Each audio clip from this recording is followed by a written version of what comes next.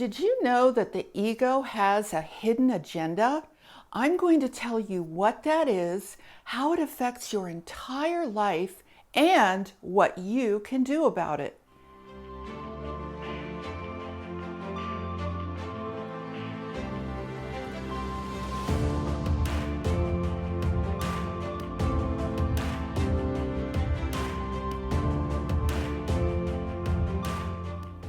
Hi, I'm Saratoga Ocean, transformational life coach, channel, and author.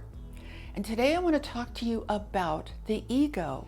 Did you know that the ego has a hidden agenda? And that agenda is actually the source of all suffering. So today I'm going to explain to you what the ego is, what that agenda is, and what you can do about it in your own life. So let's start with, how exactly does the ego get created? In order to understand that, we have to actually look at the origin of the universe. Now, the universe as it really is, in truth, is all about oneness, light, love, source energy, power, what some call God, right? It is that creative force of love and light that manifests all things throughout the omniverse, throughout the entire cosmos. Now, in that universe, which I like to call the real world, because the real world really is that of oneness, every single thing in creation is a singular manifestation of that entire omnipresent force of love, of that entire presence of love and light, of that entire source. So you could have the tiniest element of creation or the most gargantuan universe, and either one is an equal manifestation of that omnipresent light, beautiful love, and just unspeakably amazing energy. So that's how it is in truth. Now, in the universe, we do have something called free will. Free will is a powerful principle that allows for creation in so many different forms. So just to keep this simple, because we want to focus on how the ego itself gets created, let's talk about how this all started. We have to look at the fact that we live currently in a finite universe, on a finite planet, in a finite physical situation. How did that get created? Because that's the place from which the ego arose. The way that got created was, there was this little experiment that was tried. And here's what the experiment was. It was really simple, but in actuality, it was a little experiment in physics. So knowing that every single thing is a manifestation of I am, meaning it's a manifestation of what it is, the idea, this was a thought experiment, was I wonder what would happen if things were known as what they are not, instead of as what they are. Now, in order for something to be known as what it's not, it has to resist the thing that it's saying it's not being. Now, instead of having just oneness and infinite love, you have oneness, infinite love, and you have this thought experiment called I am not that. I am not infinite love. I am not oneness. I am separate. Now, I'm giving you a really kind of an overly simplified version of this, but that's all we really need to know to understand the ego. So now you have duality. Instead of oneness, you have the I am, but you also have the I am not. But what is it that the I am not is not being, right? Well, it's not being source. It's not being infinite love. It's not being that powerful truth.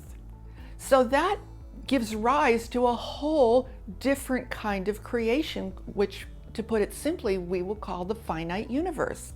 That's the universe we're living in right now. So we are living on a finite physical planet in finite physical bodies.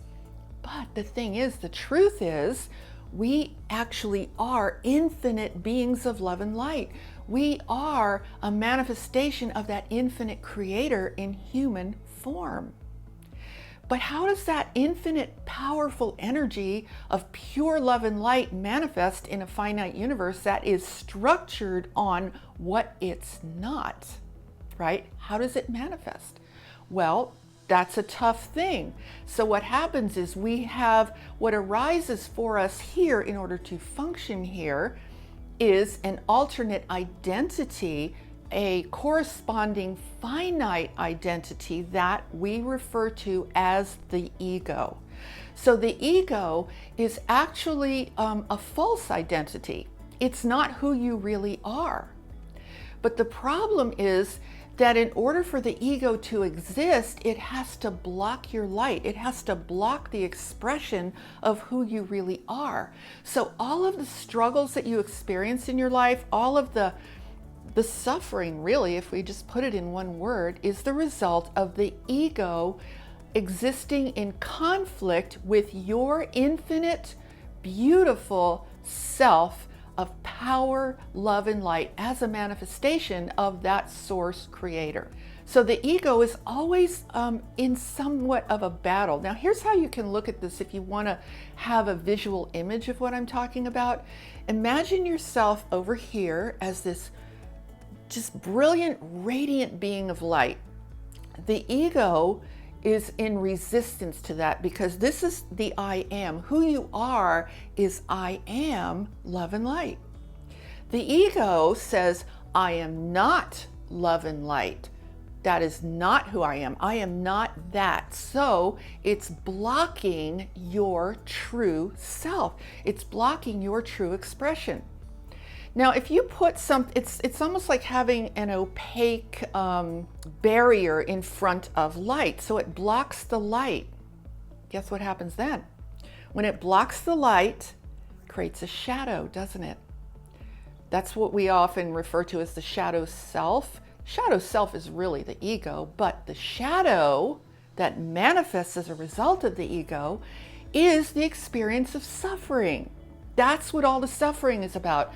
That's what people are referring to when they talk to you about, you have to come to terms with the shadow within.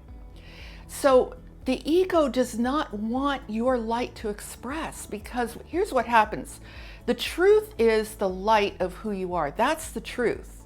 If that light expresses, the ego will cease to exist. Do you know why? Because the ego is not the truth. Think about how weird this is if you really look at it. The ego is not the truth. You are the truth. The ego is, I am not the truth. So if something's not the truth, what is it? It's a lie, right? So if it's not the truth, it doesn't even really exist. That's what makes the whole thing an illusion. That's what makes this whole duality an illusion. You've probably heard that, right? That this whole physical universe or this physical world is really an illusion. Doesn't mean it's not manifesting. It's definitely manifesting, but it is an illusion. So the lie, I am not love and light, which is your ego, if that light expresses fully, completely, and 100%, no more ego. It ceases to exist. So the ego is in a constant state of survival. That's the part of you that, see, this is where we get confused, because we think we are our ego. There's some part of us that knows better. We know I just know there's something more. I know there's so much more to me than this finite identity that walks around and tells people my history every time I meet someone new. I just know there's more to me than that. And there is, absolutely there is. So we're always in this inner conflict with the ego. And that's what creates the suffering. It's painful not to feel freedom to be who you really are.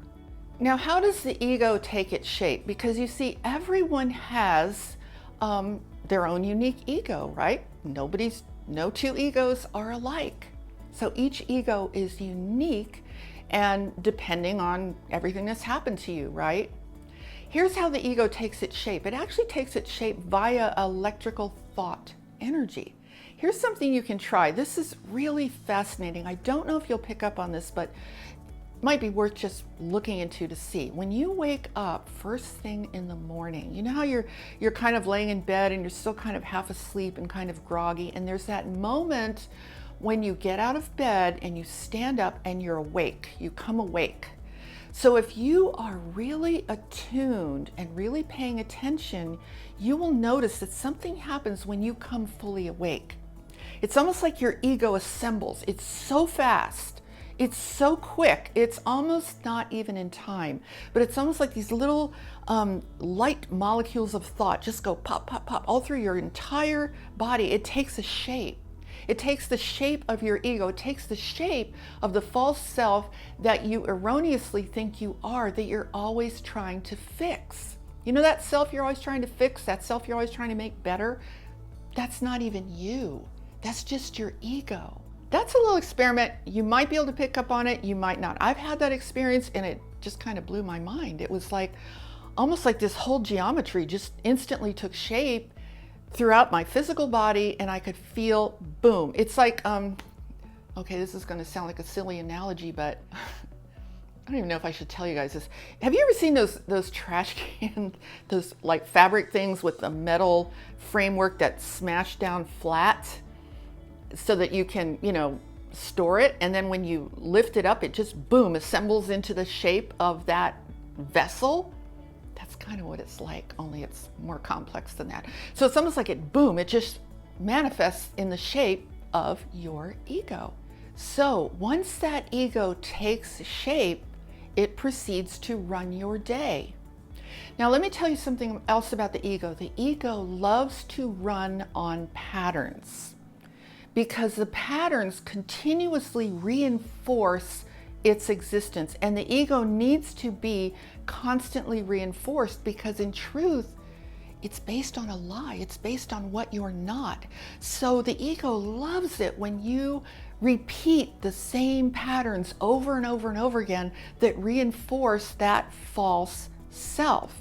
Now, egos don't always manifest as something like bad, right? Sometimes an ego will manifest as, I always do good things for people, and and then you take credit for it. I'm so special because I do all this good work.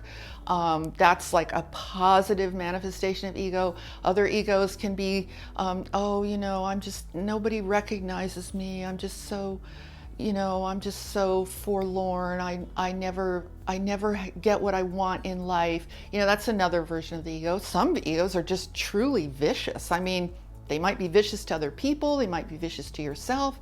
There's all kinds of variations, and you know what they are because we live with this every day, right? The thing about the ego that really defines it, which is the perfect word, definition, is that it's a structure. It's a structure of personality. It's not very fluid, right? It's not. Our true being, our true consciousness, who we really are, is unique. It's beautiful. It's radiant. It's powerful. Whereas the ego is sort of like a box. It's like this boxed in self that is very resistant to change, very, very reluctant to change. So for example, if you have a thought pattern, and by the way, that voice in your head that talks to you all day long, the voice that's always telling you about yourself, that's the voice of the ego. That's not the voice of your true self. That's the voice of your ego. Now, I told you I was going to tell you what you can do about this. So let me explain how you can begin to address this on a conscious level so that you can evolve, so that you can be more fulfilled, so that you can feel just happier overall.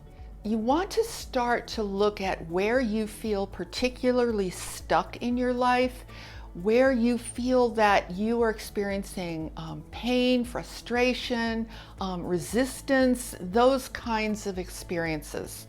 You want to pay attention to the story that you're telling yourself. That what is that voice in your head telling you about your situation? Because what you're probably going to find is that every single thing that you're telling yourself in regards to those situations or those experiences are going to be prefaced with I am not, or I don't have, or this isn't possible. It's always going to have a negative in front of it. So for example, let's pick a couple of really common themes that people experience. A very common theme is related to prosperity and abundance, right? So if you are feeling frustrated that you just never have enough money, and you're just so tired of feeling financial lack, what is the voice in your head saying to you? It might be saying things like, I never have enough money. There's not enough money. I just can't seem to get enough money. You'll see all those negatives, right? That's your clue. That's the ego talking, okay? Because notice the I am not that is prefacing all of that inner dialogue. So that's your clue. So here's the really amazing thing. If you really get this, you can start to kind of work with this. This is real deep inner work that it's not going to happen in a second, although it could. Let's not put any limitations on it. But if you understand that wherever your ego is telling you you're not prosperous, you're not abundant, chances are you probably really are. And the ego is blocking it so that it can maintain that false identity of a person who doesn't have abundance. Let's say you don't have a relationship. Let's say you really want a partner in life. You want a significant other, and it's just not happening, and you're frustrated, and you've tried with various people, and it always goes badly. And so what is that voice in your head telling you? What is the story you're saying? Oh, it never works out, nobody's ever right for me, or nobody loves me, or I just can't seem to make every relationship I have, it just goes bad, and all negative, negative, negative, right? You'll notice every place that you're suffering in life is always preceded by a negative. It's always preceded by you are not, or I am not, or this is not, right? That is so simple, but it's so key. So what I want to suggest that you can do, the solution to this, it's an evolution that you can go through within yourself, is to really become self-aware and gain clarity. And if you understand these simple principles that I've been sharing with you, all you have to do is recognize, wait a minute, if that voice in my head keeps saying, I am not something, I am not lovable, I am not abundant, I am not prosperous, that means it's blocking the truth of what I am. So your role is to put your energy behind what you are so that that can manifest. Because you see, when you give the ego the energy that backs up that I am not and all of those I am not statements, you are just reinforcing the manifestation of the ego. And that's the ego's hidden agenda. The ego's hidden agenda is very simple. It's just survival. It just wants to survive. It wants to maintain strength. It wants to maintain its existence. So every time you put your energy into the I am not, or the it is not, or that's not happening, or that's not possible, you're reinforcing that structure of the ego identity, of that false self, and you've abandoned who you really are. So start to work on that through self-awareness.